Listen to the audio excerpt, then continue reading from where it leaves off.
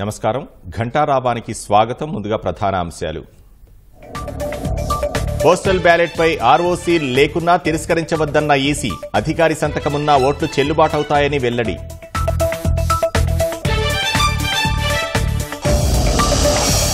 వెలుగులోకి గన్నవరం ఎమ్మెల్యే వంశీ మరో అరాచకం. సూరంపల్లిలో గొడవకు యత్నం, తరిమికొట్టిన తెదేపా శ్రేణులు.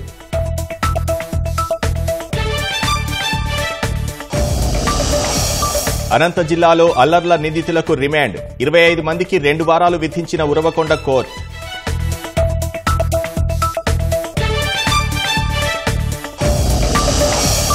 సీఎస్ కన్నా పంచాయతీ సెక్రటరీ మేలన్న సోమిరెడ్డి. బడ్జెట్ కేటాయింపులకు విలువ లేకుండా చేశారని ఆరోపణ.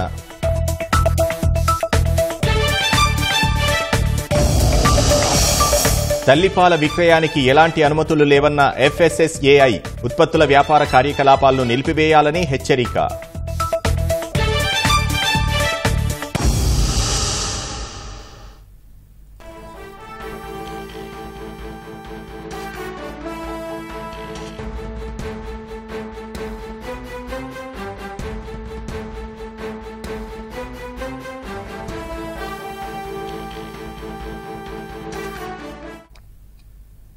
అధికారిక ముద్ర లేదనే కారణంతో పోస్టల్ బ్యాలెట్లను తిరస్కరించవద్దని ఈసీ స్పష్టతనిచ్చింది.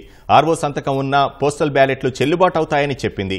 మరింత సమాచారం మా ప్రతినిధి ధనుంజయ్ అడిగి తెలుసుకుందాం. ధనుంజయ్, పోస్టల్ బ్యాలెట్ లెక్కింపుపై కేంద్ర ఎన్నికల సంఘం ఏ అంశాలపై వివరణ ఇచ్చింది?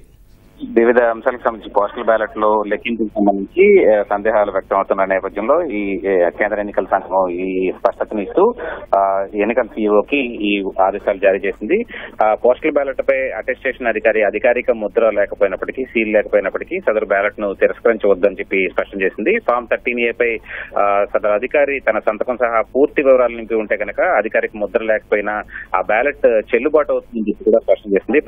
పోస్టల్ బ్యాలెట్ పై సదరు రిటర్నింగ్ అధికారి సంతకం సహా బ్యాలెట్ ను ధృవీకరించేందుకు రిజిస్టర్ తో సీరియల్ నంబర్ ను సరిపోల్చుకోవాలని చెప్పి కూడా ఈసీ వెల్లడించింది. Postal ballot cover form C పై కూడా ఎలక్టర్ అంటే ఓటర్ సంతకం లేదని సదరు బ్యాలెట్ ను తిరస్కరించరాదని కూడా ఎన్నికల సంఘం స్పష్టం చేసింది. అలాగే ఫామ్ 13A లో ఓటర్ సంతకం లేకపోయినా, రిటర్నింగ్ అధికారి అటెస్టేషన్ సంతకం లేకపోయినా, ఆ వివరాలు లేకపోయినా, బ్యాలెట్ సీరియల్ నెంబర్ లేకపోయినా సదరు బ్యాలెట్ ను తిరస్కరించవచ్చని చెప్పి స్పష్టం చేసింది. అలాగే పోస్టల్ బ్యాలెట్ పేపర్ పై నిబంధనల ప్రకారం ఓటు నమోదు చేయకపోయినా సదరు ఓటు తిరస్కరణకు గురవుతుందని చెప్పి కూడా స్పష్టం చేసింది.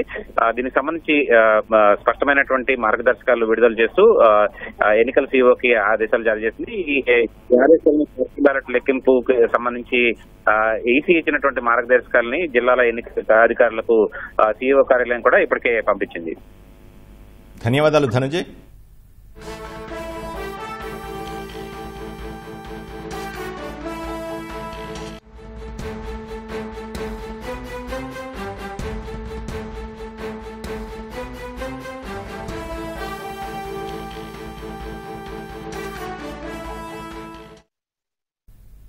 కృష్ణా జిల్లా గన్నవరం నియోజకవర్గంలో ఎమ్మెల్యే వంశీ పోలింగ్ రోజు చేసిన అరాచకాలు ఒక్కొక్కటిగా వెలుగులోకి వస్తున్నాయి. సూరంపల్లి గ్రామంలో గొడవకు యత్నించిన వంశీని తెలుగుదేశం శ్రేణులు గట్టిగా ప్రతిఘటించారు.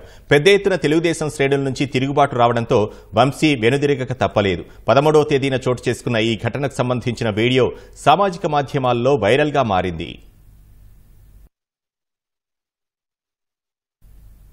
ఢిల్లీలోని ఓ పిల్లల ఆసుపత్రిలో ఘోర అగ్ని ప్రమాదం జరిగింది. ఈ దుర్ఘటనలో 7 నవజాత శిశువులు ప్రాణాలు కోల్పోయారు. తూర్పు ఢిల్లీలోని వివేక్ విహార్ ప్రాంతంలో ఈ ఘటన జరిగింది. వెంటనే ఘటనా స్థలికి చేరుకున్న 16 అగ్నిమాపక బృందాలు సహాయక చర్యలు చేపట్టాయి. 12 మంది శిశువులను రక్షించాయి. రక్షించిన 12 మంది శిశువుల్లో ఒక పసికందు విషమ పరిస్థితుల్లో ప్రాణాల కోసం పోరాడుతోంది. మరో 5 చిన్నారులకు చికిత్స కొనసాగుతోంది. ప్రమాదానికి గల కారణాలు ఇంకా తెలియాల్సి ఉంది. శనివారం రాత్రి 11:30 సమయంలో ఈ ఘటన వెలుగు చూసింది.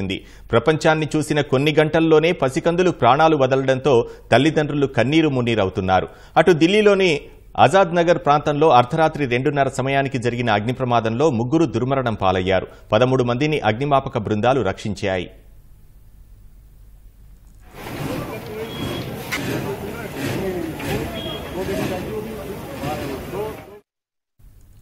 గుజరాత్ రాజ్కోట్లోని 9 మంది చిన్నారులతో సహా 28 మంది మరణాలకు కారణమైన టీఆర్పీ గేమింగ్ జోన్ నిర్వహణకు అగ్నిమాపక శాఖ నుంచి అనుమతులు లేవని తేలింది.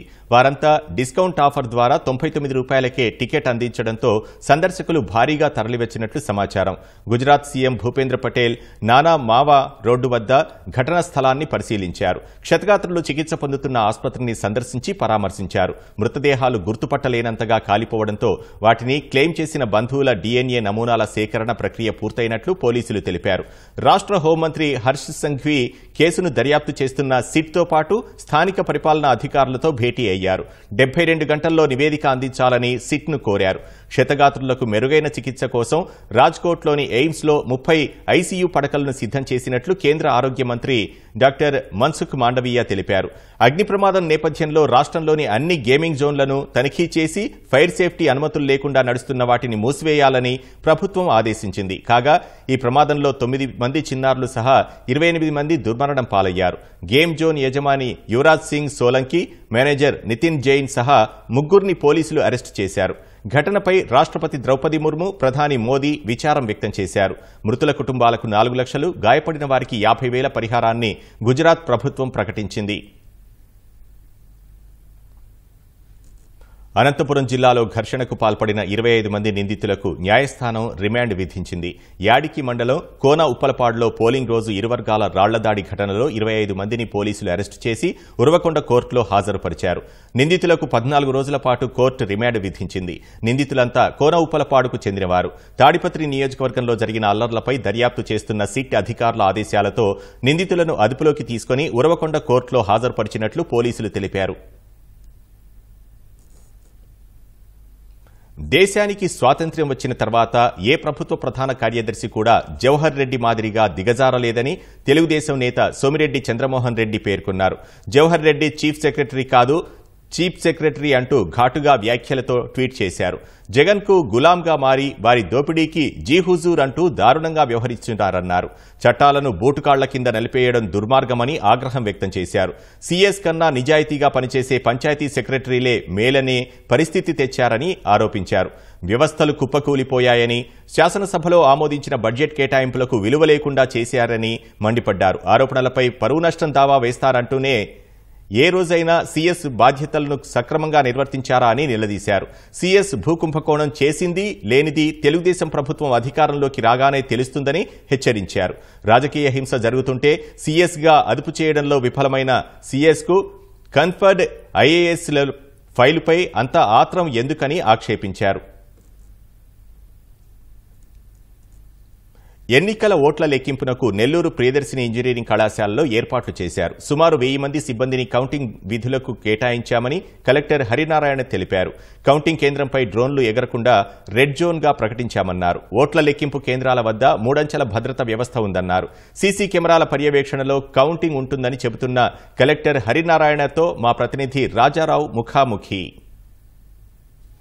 ఉత్కంఠభరిత వాతావరణంలో పోలింగ్ జరిగింది. జూన్ 4వ తేదీన లెక్కింపుకు రంగం సిద్ధమైంది. నెల్లూరు జిల్లాలో ఎటువంటి పరిస్థితి ఉంది అనేది ఒకసారి రిటర్నింగ్ అధికారి జిల్లా కలెక్టర్ హరినారాయణ గారిని అడిగి తెలుసుకుందాం. ముఖ్యంగా నెల్లూరు సిటీ లాంటి ప్రాంతాల్లో కూడా పోయినసారి కంటే ఎక్కువ పోలింగ్ నమోదు కావడం అనేది ఒక మంచి విషయం. నెల్లూరు మండలంలో కనపర్తిపాడు గ్రామంలో ఉన్నటువంటి ప్రియదర్శిని కాలేజ్ ఆఫ్ ఇంజనీరింగ్లో ఈ ఓటు లెక్కింపు అనేది జరుగుతుంది.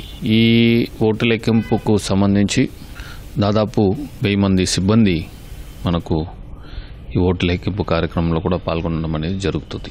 3వ తారీఖు ముందు రోజు ఓటు లెక్కింపు ముందు రోజు ఆ రిటర్నింగ్ అధికారులు అందరూ కూడా చేపడతారని ఈ సందర్భంగా మీ అందరూ కూడా తెలియజేసుకుంటున్నాను. మనకు ఎలక్షన్ కమిషన్ ఇచ్చినటువంటి ఆదేశాల మేరకు 8 గంటలకు ఉదయం కౌంటింగ్ ప్రారంభం అనేది పోస్టల్ బ్యాలెట్తో ప్రారంభం అవుతుంది. హాఫ్ అన్ అవర్ తర్వాత ఈవీఎం లెక్కింపు కూడా ప్రారంభిస్తాము.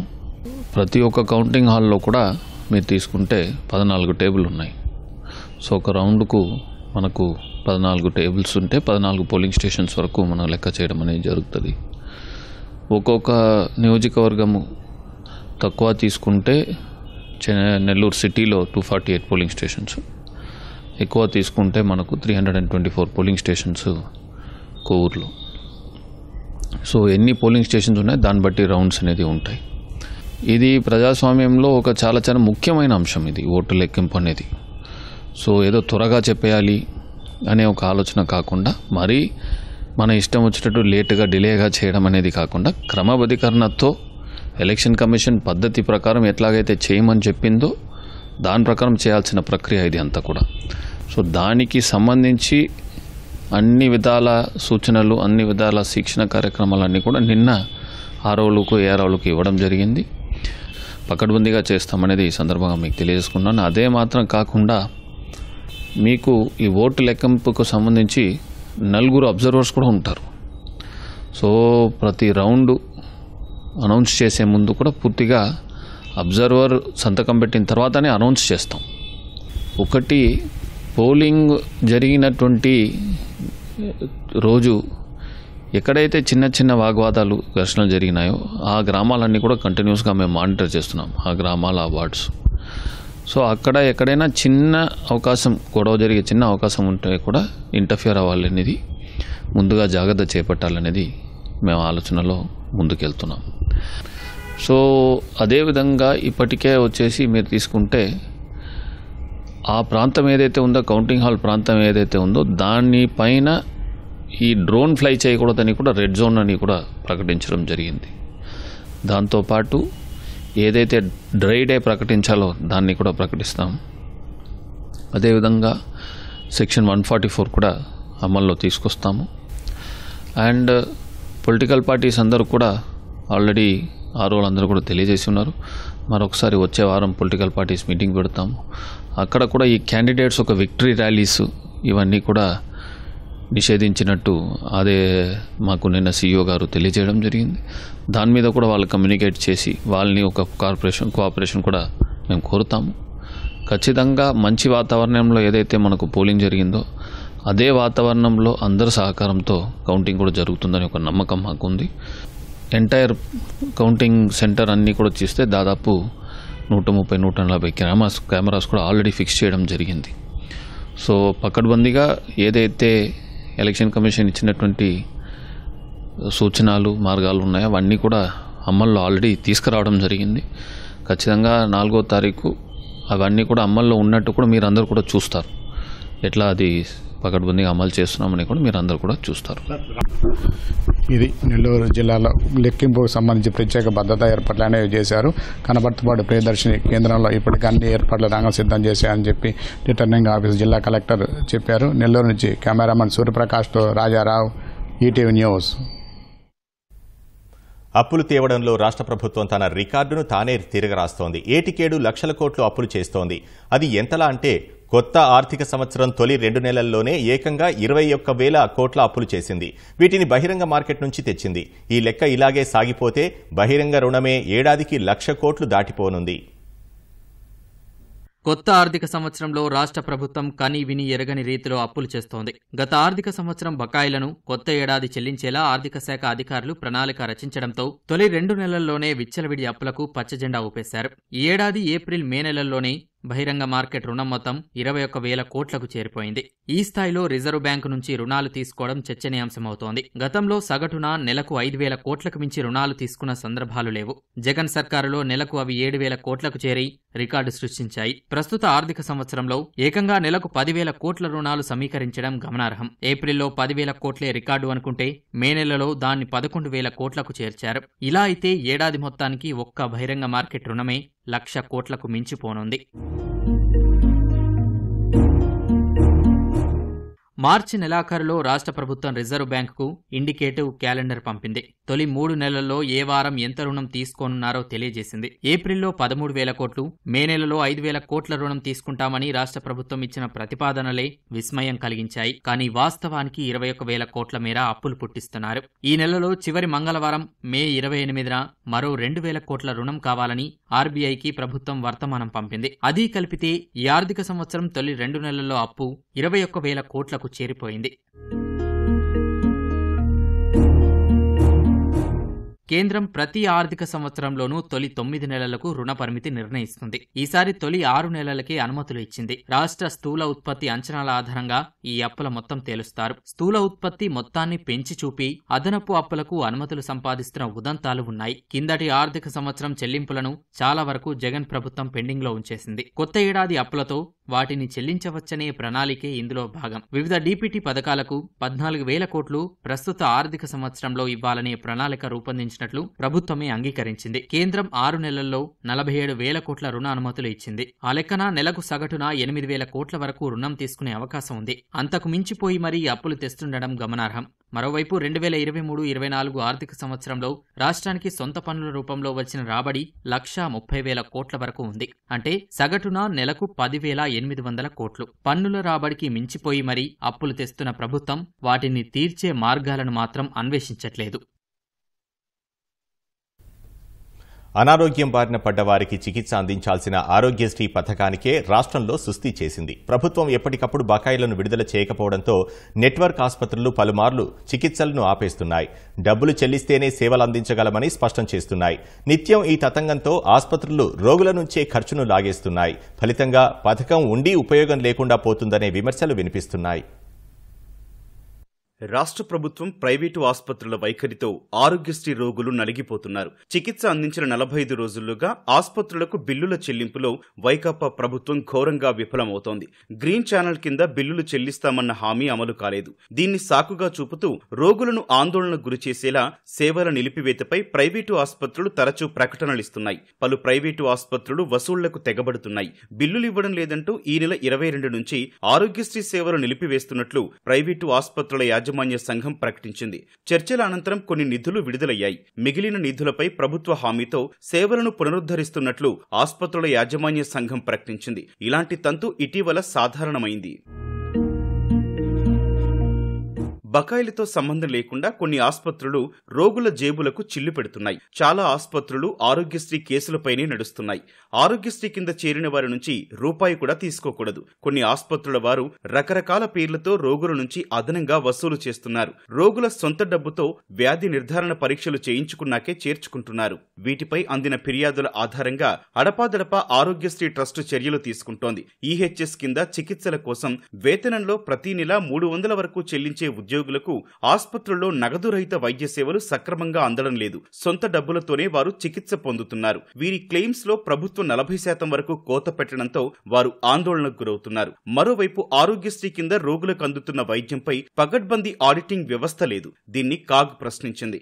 బకాయిలను సకాలంలో చెల్లించనందున మెరుగైన వైద్యాన్ని అందించలేకపోతున్నట్లు ఆసుపత్రుల యాజమాన్యాలు బహిరంగంగా చెబుతున్నాయి. అనుబంధ ఆసుపత్రులకు 1,500 కోట్ల వరకు ఆరోగ్యశ్రీ ట్రస్టు బకాయిలున్నాయి. ప్రభుత్వ ఆసుపత్రులకు చెల్లించాల్సిన బకాయిలే 175 కోట్ల వరకు ఉన్నాయి. ప్రభుత్వం ఆరోగ్యశ్రీ కింద గుర్తించిన లబ్ధిదారుల సంఖ్య ఎక్కువగా ఉన్నందున ఆసుపత్రులకు వచ్చే పేమెంట్ కేటగిరీలు తక్కువగా ఉన్నాయి. దీంతో ఆసుపత్రులకు పేమెంట్ కేటగిరీ కింద వచ్చేవారి నుంచి భారీగా వసూలు చేస్తున్నారు. వాటి బిల్లులను 7-8 నెలల నుంచి చెల్లించకపోవడంతో ఆసుపత్రుల నిర్వహణ కష్టంగా మారింది. దీంతో కొన్ని ఆసుపత్రుల వారు పాత యంత్రాలు పరికరాలతోనే పరీక్షలు చేస్తున్నారు. అత్యవసరమైతే సెకండ్ హ్యాండ్ యంత్రాలు కొంటున్నారు. యాంజియోగ్రామ్ కోసం వాడే వైర్ను ఆరోగ్యశ్రీ కింద చేరే రోగుల్లో 3-4 వాడుతున్నారని సమాచారం. దీనివల్ల అది కొన్ని సందర్భాల్లో రోగి రక్తనాళాల్లో విరిగి ఉండిపోయే ప్రమాదం ఉంది. ఆసుపత్రుల సిబ్బందికి వేతనాలు చెల్లించలేని పరిస్థితుల్లో ఆసుపత్రులున్నాయి. పట్టణాలు, నగరాల్లోని ఆసుపత్రుల్లో వైద్యులకు యాజమాన్యాలు భారీగా వేతనాలిస్తున్నాయి. ఇందుకు తగ్గట్టు రాబడి లేదన్న ఉద్దేశంతోనూ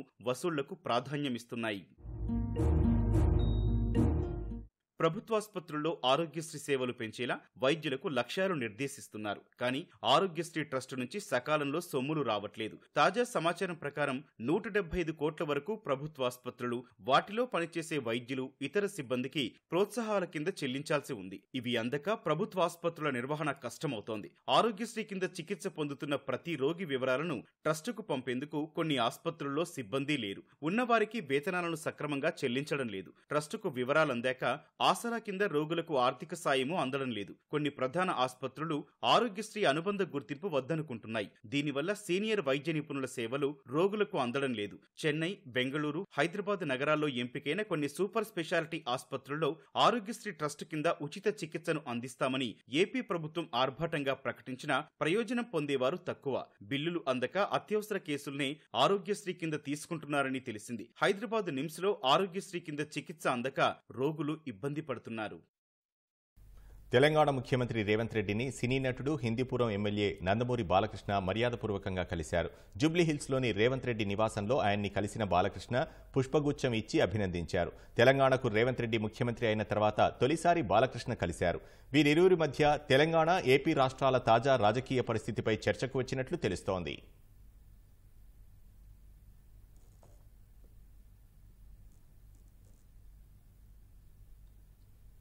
ప్రభుత్వ నిర్లక్ష్యం అన్నదాతలకు శాపంగా మారింది. సాగునీటి రంగాన్ని ఈ 5 ఏళ్లు పూర్తిగా నిర్వీర్యం చేశారనేందుకు లాకుల వ్యవస్థే నిదర్శనం. గోదావరి డెల్టాలో సాగునీరు అందించేందుకు కాల్వలు ఎంత ముఖ్యమో, కాల్వల ద్వారా నీరు పొలాలకు సక్రమంగా చేరేందుకు లాకుల వ్యవస్థ కూడా అంతే కీలకం. కానీ జగన్ సర్కార్ లాకుల నిర్వహణను పూర్తిగా గాలికొదిలేసింది. లాకులు, షట్టర్లకు కనీసం గ్రీజు కూడా పూయకపోవడంతో అధ్వానంగా మారాయి. ఎక్కడికక్కడే పూడికతీతలు, చెత్తా చెదారం పేరుకుపోయి నీటి ప్రవాహానికి అడ్డంకిగా మారాయి. ఉమ్మడి తూర్పుగోదావరి జిల్లాలో డెల్టా కాల్వల నిర్వహణ దారుణంగా తయారైంది. సాధారణంగా ఏటా క్లోజర్ సమయంలో లాకులు, షట్టర్ల తలుపులకు ఆయిల్, గ్రీజు పూసి తుప్పు పట్టకుండా రంగులు వేస్తారు. కానీ వైకాపా అధికారంలోకొచ్చిన తర్వాత ఈ పనులు చేపట్టిన దాఖలాలు లేవు. గోదావరి మధ్య డెల్టా పరిధిలో సుమారు 2 లక్షల ఎకరాల ఆయకట్టు ఉంది. ఆత్రేయపురం మండలం లొల్ల వద్ద ఉన్న హెడ్లాకుల వ్యవస్థ కీలకమైంది. 3 హెడ్లాకుల ఆధునికీకరణకు 3 ఏళ్ల క్రితం 54 కోట్లతో అంచనాలు సిద్ధం చేశారు. ఎన్నిసార్లు ప్రతిపాదనలు పంపినా మోక్షం లేదు. షట్టర్ల నుంచి నీరు లీకవుతున్నా కనీస మరమ్మతులు చేయడం లేదు. లొల్ల వద్దే ఉన్న బ్యాంక్ కెనాలు లాకుల నుంచి ముక్తేశ్వరం కాల్వ ద్వారా సుమారు 80,000 ఎకరాలకు సాగునీరు అందుతుంది. లాకులు పూర్తిగా శిథిలావస్థకు చేరి కూలేందుకు సిద్ధంగా ఉన్నా పట్టించుకోకపోవడం ప్రభుత్వ నిర్లక్ష్యానికి అద్దం పడుతోంది.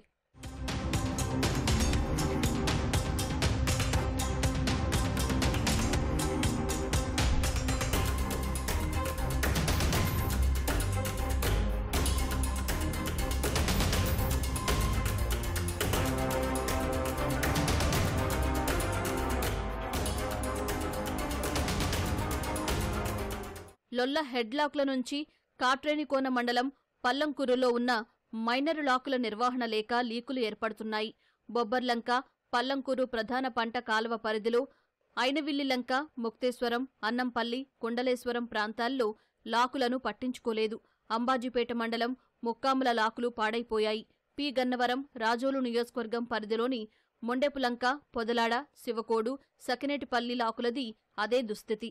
నావిగేషన్ కెనాళ్ల వద్ద పర్యవేక్షణ లేక తలుపులకు భారీ రంధ్రాలు ఏర్పడ్డాయని రైతులు చెబుతున్నారు. ఇది కోనసీమ జిల్లాకే ప్రధానమైన పంట కాలువకి సంబంధించిన లొల్ల లాకులు. దీనికి ఈ లాకులు కట్టి బ్రిటిష్ కాలంలో కట్టించారు. ఇప్పుడు వచ్చి దీనికి మరమ్మతులు కానీ రిపేర్ కానీ ఏమీ లేదు. దీనికి సంబంధించి 2 లక్షల ఎకరాల సంబంధించి పంటకు సంబంధించిన లాకులు పునరుద్ధరించకపోగా కనీసం దాని మరమ్మతులకు కూడా నోచుకోలేని పరిస్థితిలో ఉంది. దీన్ని ఎవడైనా బాగు చేయించి ఆ పంట పొలాలకి సక్రమంగా నీరందించేలా చేయాలని ఇక్కడ ప్రజల ఆకాంక్ష. ఇది మొండిపులంక లాక్ అండి. ఈ గ్రీజు లేకపోతే షట్టర్లన్నీ కూడా బాగు చేయించి అన్నీ చేయకపోతే ఎక్కడికక్కడ బీసిపోయి వాటర్ అక్కడిక్కడ బంద్ చేసి రేపు వాటర్ ఇడిచిపెట్టేది ఎక్కడికక్కడ స్తబ్దించేస్తున్నాయి. ఈ 5 సంవత్సరాల మట్టి నుంచి ఎక్కడా కూడా ఈ లాకులు కానీ షట్టర్లు కానీ అన్నీ పాడైపోయినాయండి. ఏవి చేసినా లేదు, నిధులు ఇవ్వలేదు.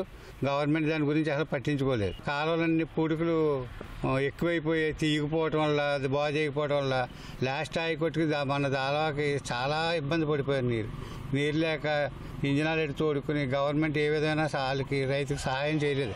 అమలాపురం, బొబ్బర్లంక ప్రధాన పంట కాలువలో నీటి సామర్థ్యం పెరిగితే షట్టర్ల ద్వారా గోదావరిలోకి నీరు విడుదల చేయాలి. సర్ప్లస్ వాటర్ షట్టర్ల నుంచి నీరు లీకై వర్షాకాలంలో 800 ఎకరాలు ముంపు బారిన పడుతున్నాయి. తూర్పు డెల్టా ప్రధాన కాలువ కడియం వద్ద లాకులు శిథిలమయ్యాయి.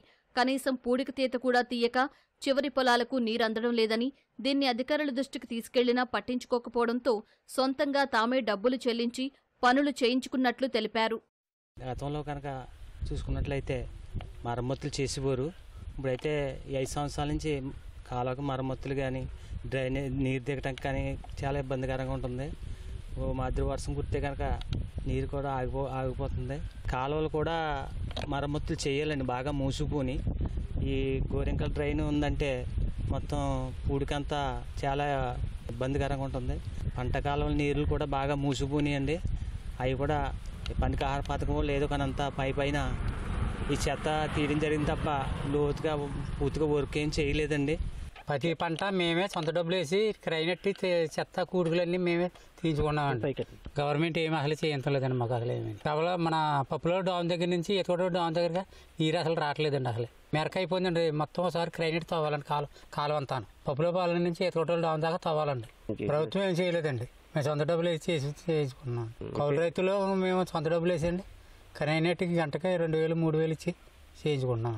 కాలువలు ఏదో ఉపాధి పని వాళ్ళు కొంత తుక్కు లాగేస్తున్నారండి అంతే అండి. అంతకంటే గవర్నమెంట్ ఏం చేస్తలేదండి. మొత్తం ఆ లాగులు పడిపోయి ఉన్నాయండి. ఆయన గతంలో బాగానే చేసేవారండి. నీరు లేకపోతే ఆయిల్కి డబ్బులు ఇచ్చి ఇంజిన్ ఆయిల్ ఇచ్చి నీటి సంఘాల ద్వారా అన్నీ బాగానే చేసేవారండి. కాలం మొత్తం పాడైపోయినాయండి, ఏమి లేవండి. మొత్తం కప్పుడు పోయి చూడండి వెళ్ళి ఇప్పుడు మొత్తం మూసేని డెక్క ఎక్కడెక్కడే తూటు మేమే బాగు చేసాం 2 సార్లు. ప్రభుత్వం ఏమో చూసి వెళ్ళిపోయింది అంతేండి.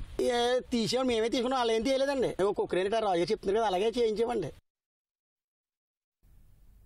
Anantapuram special branch CI Zakir హుస్సేన్ను రాష్ట్ర పోలీస్ డీజీ కార్యాలయానికి సరెండర్ చేసినట్లు జిల్లా ఎస్పీ గౌతమిశాలి తెలిపారు. ప్రస్తుతం స్పెషల్ బ్రాంచ్లో పనిచేస్తున్న సీఐ జాకిర్ హుస్సేన్ 10 ఏళ్లకు పైగా అనంతపురం వదిలి వెళ్లకుండా ఉన్నారని ఆరోపణలున్నాయి. అధికార పార్టీ ప్రజాప్రతినిధితో అంటకాగుతూ అక్రమ కేసులు పెట్టారని గతంలో 2వ పట్టణ పోలీస్ స్టేషన్లో సీఐగా ఉన్న సమయంలో ఆరోపణలు ఎదుర్కొన్నారు. సీఐగా పనిచేస్తున్నప్పుడు కర్ణాటకలోని బళ్ళారికి చెందిన ఆర్యవైశ్య వృద్ధులను బెదిరించారని ఆరోపణలున్నాయి. బళ్ళారికి చెందిన ఆర్యవైశ్యుల భూమిని వైకాపా ప్రజాప్రతినిధి కబ్జా చేయడానికి యత్నించగా ఆయన ఒత్తిడితో భూ యజమానుల బంధువులపై అక్రమ కేసులు పెట్టిన ఆరోపణలను జాకిర్ ఎదుర్కొంటున్నారు. శనివారం జిల్లా ఎస్పీకి సీఐ జాకిర్ హుస్సేన్పై బళ్ళారికి చెందిన సత్యనారాయణ శెట్టి ఫిర్యాదు చేశారు. దీంతో జిల్లా ఎస్పీ గౌతమిశాలి జాకిర్ హుస్సేన్ను రాష్ట్ర పోలీస్ డీజీ కార్యాలయానికి సరెండర్ చేస్తూ నిర్ణయం తీసుకున్నారు.